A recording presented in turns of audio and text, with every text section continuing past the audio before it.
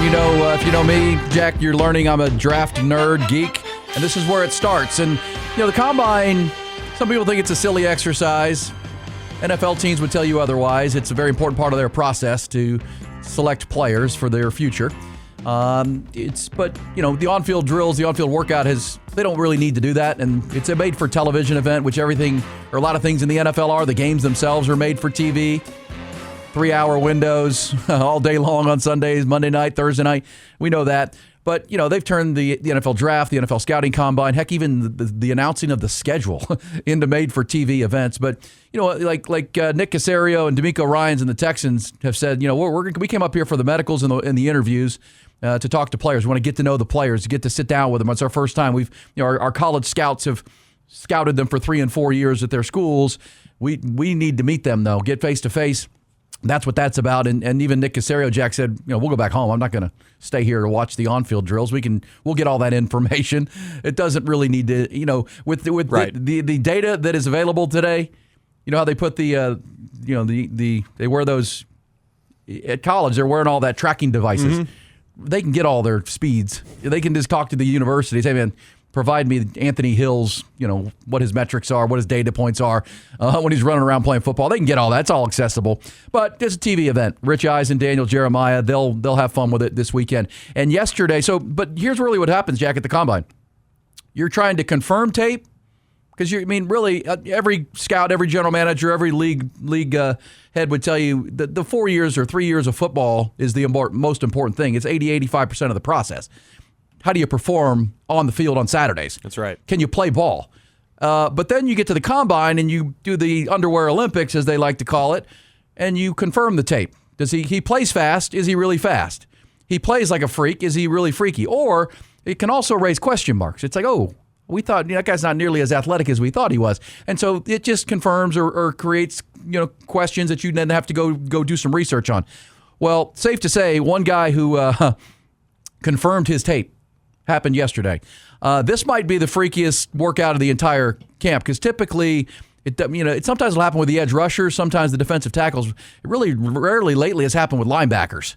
And I'll tell you why this is such a unique draft coming up in April. But normally the freaky athletes are the edge guys because they're some of the freakiest athletes on the planet. But cornerbacks, wide receivers, running backs, the Bijan Robinsons. I remember the Saquon Barkley year when he put on a freak show. But I think it's going to be hard to top what Ohio State linebacker Sonny Styles did yesterday. Yeah, just some of the measurables. Oh, my gosh. 10-inch hands. Well, the hands are one thing, but listen to this. But so Sonny Styles, Texas saw him when they played Ohio State twice in a 6-month period, Cotton Bowl, and then this past season up in Columbus. He wears number 0, right? And Caleb Downs, his teammate, wears number 2. Arvell Reese, his other teammate, wears number 8. Those 3 guys are going to go in the top 10 of this draft. They're that good. But Sonny Styles, coming into Indianapolis, was seen as kind of the 3rd guy. And, well, he might be the 1st guy now because I know he's seen as a Mike linebacker, which isn't a premium position. But Sonny Styles, whose father, Lorenzo Styles, played at Ohio State and played in the NFL for 7-8 years. Great bloodlines. He was a basketball player growing up, more than a football player, but grew into football. How about this, Jack? Almost 6'5". He measured in at 6'5", 240 pounds. Okay? Actually, 244 pounds. Sonny Styles, 6'4", or 6'5", 244. He went out yesterday and posted a vertical leap of 43.5. Highest jump for any prospect 6'4" or taller since 2003. So explosive off the ground. That's the standing broad jump. How high do you jump standing there, exploding off the ground? 43.5. Highest for anybody. It's also the highest for anyone 240 pounds or more since 2003. He then proceeded to run a 4.46 40 time, which tied his teammate Arvell Reese for the fastest among linebackers. He put an elite 10-yard split on the board and an elite 11.2 broad jump. And this is pretty incredible. This is why, why you talk about these things. Well, Sonny Styles' performance yesterday at Indianapolis earned a perfect 10.00 relative athletic score, the RAS score. That's the highest for any linebacker since 1987. So again, this is the kind of stuff, a lot of it doesn't mean much, Sonny Styles is going to shoot up draft boards because, okay, you can call him a linebacker. You can do a lot with this guy. Mm-hmm. He's an elite chess piece now. He's a Swiss Army knife. He's a freak. So just consider this.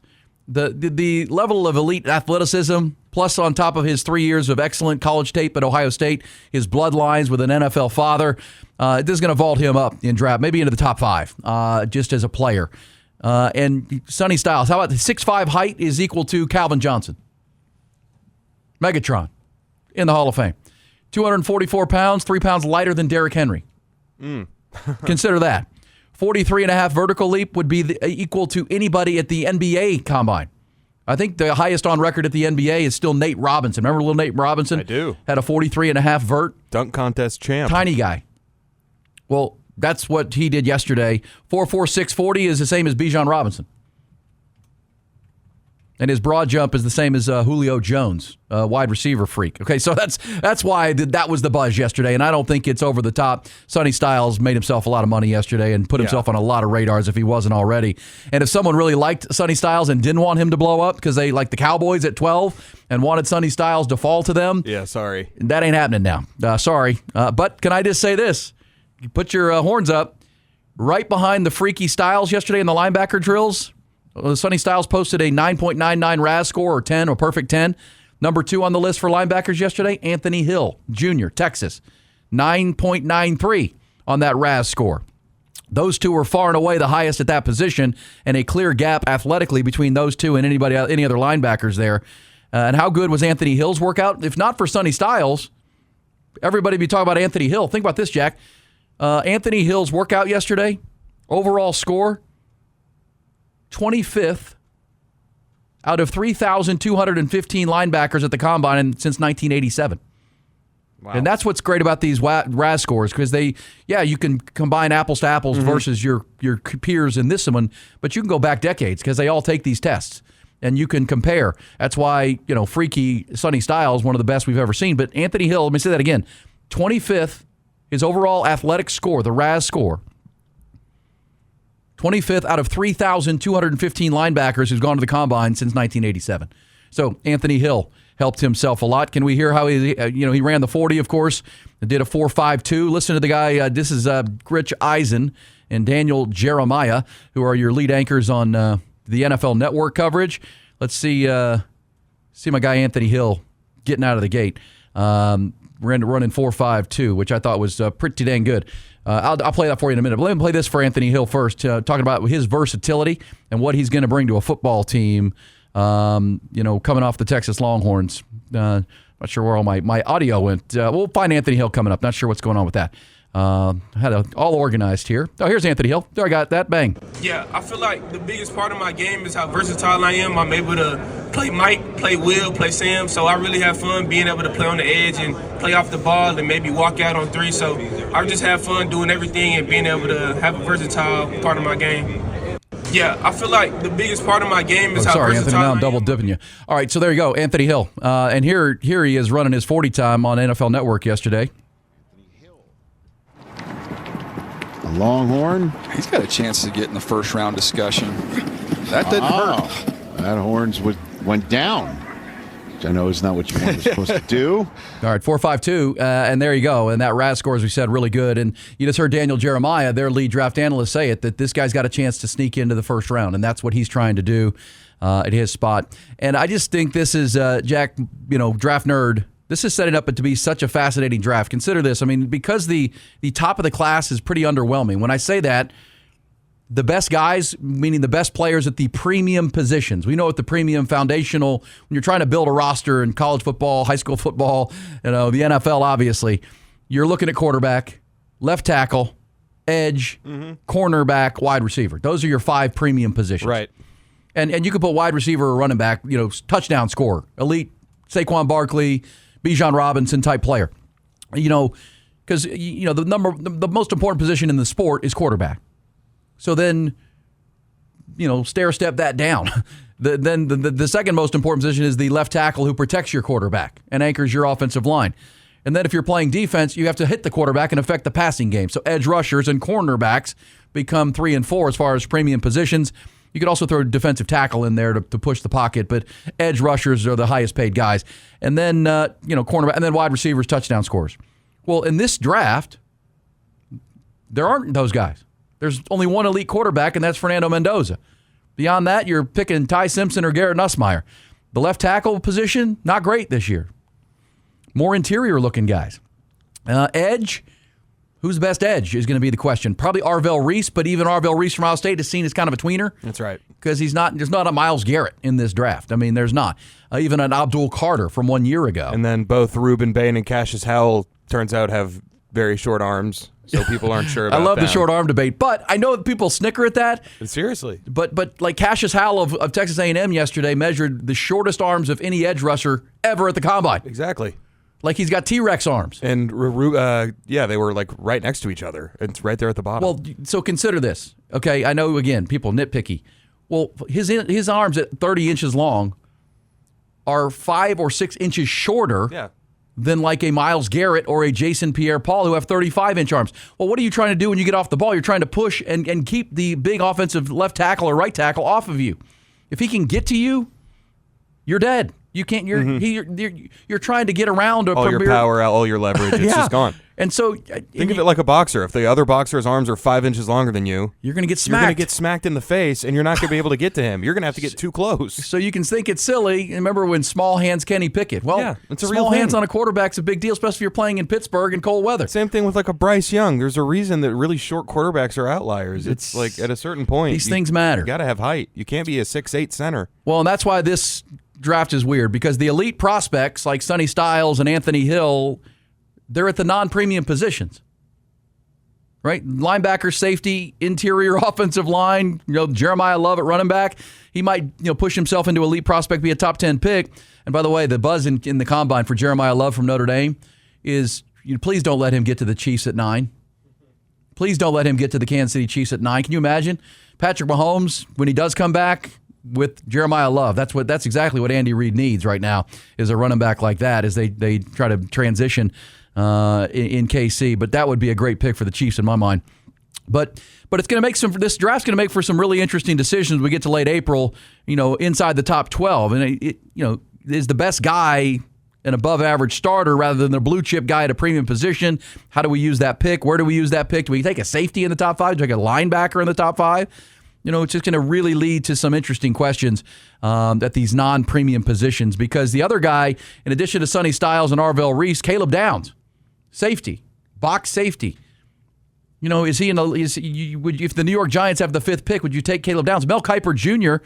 right now has Caleb Downs, the Ohio State safety, number 2 on his draft board, like going number 2 overall, which, again, this guy walked in as a true freshman at Alabama and transformed Nick Saban's defense. He walked to Ohio State, and they won the national championship that first year with Jim Knowles, and then last year had an elite defense. This guy's going to walk into an NFL team, I think, Caleb Downs, and transform a defense. He's just that versatile. And listen to Caleb Downs wearing his really, really cool-looking glasses at the Combine. He feels the same way. He's going to impact a defense in a lot of different ways. Yeah, I feel like I have a lot of versatility to be able to be used in a different system in a lot of different ways. So if they feel like that's the best place for me to play, if that opportunity comes up, that would be awesome. All right, so versatility, safety, box safety, plays the run, plays the pass, covers tight end. Those guys are becoming more and more valuable in the National Football League. And so I've covered a lot of drafts, watched a lot of drafts, been to this Combine. This one is unlike any I've seen, where the premium positions don't have elite guys, and everyone's going to get nitpicked for short arms and not tall enough. But the best players are at non-premium positions. So if you're the Cowboys, do you take a linebacker? Do you take Caleb Downs? Caleb Downs won't get to them. But I just, at the top of this draft, is going to be really, really interesting. It's going to lead to a lot of trades. Mm-hmm. It's going to lead to a lot of questions. And by the way, this draft being as lean as it is as far as foundational players, I think it's going to lead to a lot of trades come March. Because if you can't get the guy that you're looking for, and the other thing that's going to lead to a lot of trades come league year, folks, all the new coaches. There's 10 new coaches. We had one yesterday. Tavondre Sweat got traded to the Jets. And why did Tavondre Sweat get traded to the Jets for a edge rusher? New scheme. Well, because both teams have relatively new coaches, and neither Aaron Glenn nor Robert Saleh drafted those guys, and their scheme doesn't fit. So it's not a scheme fit. And Aaron Glenn is looking at it saying, I need a guy to plug the run. I'm going to run a 3-4 defense. I traded Quinn Williams to the Cowboys. Okay, Tavondre Sweat. And Robert Sala's going, I need some edge rushers here. I'm going to run a different defense than Tavondre was in. Okay, let's send him to the Jets. I think we're going to see a lot of that come March, where new coaches are looking for their type of guy, and there's 10 new coaches in the National Football League this year. And then there's teams looking for guys, and they're not going to be able to get them with their draft picks. Right. And I think that there will be trades, and I think there will also be teams that look to trade and realize, well, you need to have a trade partner. Like, nobody else you wants mean to, in the draft picks. Yeah, nobody else wants to trade up for these guys to do this or that. And then, well, that's because I keep hearing that from Cowboys fans. And we are, by the way, have a great guest lineup today. We're going to talk to John Harris from the Houston Texans. He's back from Indianapolis in his live coverage. Brandon Laurie, our Cowboys insider, will be with us. What he's hearing out of Indianapolis. We're going to hear from Brian Schottenheimer coming up next hour. Also from D'Amico Ryans on the Texans and the Cowboys. But, to your point, if the Cowboys get to 12 and all the premium players that they really like are off the board, everyone says, well, trade back. Well, you have to have someone who wants to come up. They're off the board for the other teams, too. Yeah, what do I come up for? So I think you're also going to see a lot of teams, quote-unquote, overdrafting. Reach. Well, you have to. Because I think at the end of the day, if you're in the middle of this first round, you're just like, we just need a guy that can start and contribute and maybe make a Pro Bowl or two in his career. Yeah, unfortunately for the Cowboys, in the year you traded Micah Parsons and you're looking for two premier players with picks 12 and 20, this isn't the draft for that. It's not a deep draft as far as that goes. Doesn't feel like it. They can change minds.